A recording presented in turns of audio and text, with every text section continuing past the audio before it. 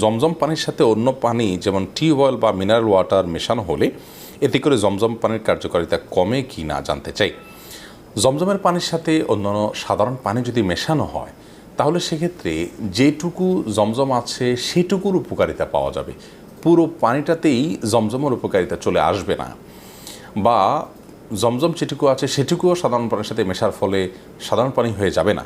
ধরুন আপনি এক জগ পানিতে 1 গ্লাস জমজম দিলেন বা 1 গ্লাস জমজমের সাথে 1 জগ পানি মেশালেন, তো সেই পানিটা পান করার ফলে যতটুকু পান করার জন্য ওখানে জমজমের পরিমাণ যতটুকু আছে ততটুকু উপকারিতা আপনি পাবেন, ততটুকু বারাকা আপনি লাভ করবেন ইনশাআল্লাহ তাআলা।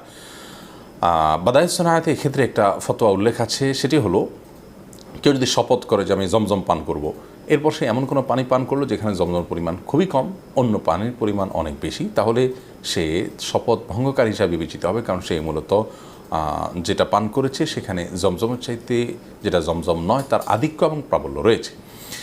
তো এটা হলো শপথের বিষয়। কিন্তু সাধারণ অর্থে মার্কাজুল ফতোয়া, কাতার ভিত্তিক ইসলামিক ফতোয়ার ওয়েবসাইটে মুফতিগণের ফতোয়া এরকমই যে জমজমের সাথে অন্য পানি যদি মেশানো হয় তাহলে সেক্ষেত্রে লাভের কিছুই হবে না। যেটুকু জমজম মিশবে, ধরুন আপনি 1 গ্লাস পানি পান করেছিলেন মেশানো পানি থেকে, সেখানে জমজমের পরিমাণ যদি 5% হয় তাহলে 5% পানির উপকারিতা, জমজমের উপকারিতা আপনি পান করলেন। মানে 5% পানি খেলে যতটুকু উপকারিতা হতো জমজমের ততটুকু আপনি ফজিলত আপনি লাভ করবেন। 1 গ্লাস এর ফজিলত পুরোপুরি লাভ করবে না। বিধায় আমরা বলতে পারি জমজমের সাথে জমজম নয় এমন পানি মেশানোর বিশেষ কোনো উপকারিতা নেই। তারপরও আমাদের সমাজে মানুষ এটা করে থাকে এবং এক্ষেত্রে একটা জায়গায় আপনার আপত্তির বিষয় আছে বেশ বড় করে, সেটা হলো আপনি কাউকে জমজমের পানি হাদিয়া দিলেন, বলেন জমজমের পানি, অথচ সেখানে জমজমের চাইতে জমজম নয় এমন পানির পরিমাণ বেশি আছে বা অনেক পানি আপনি মিশিয়ে সেখানে দিলেন, তাহলে সেটা কিন্তু এক ধরনের প্রতারণা হয়, কারণ ভদ্রলোক সেটাকে পুরোপুরি জমজম জ্ঞান করে খাবে। এই জন্য এই জমজমের সাথে জমজম নয় এমন পানি মেশানোর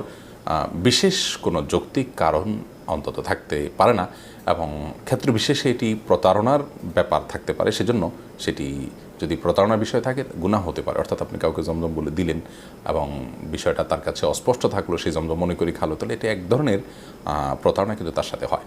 তো এই বিষয়টা পরিহার করাটাই হলো উচিত এবং কর্তব্য।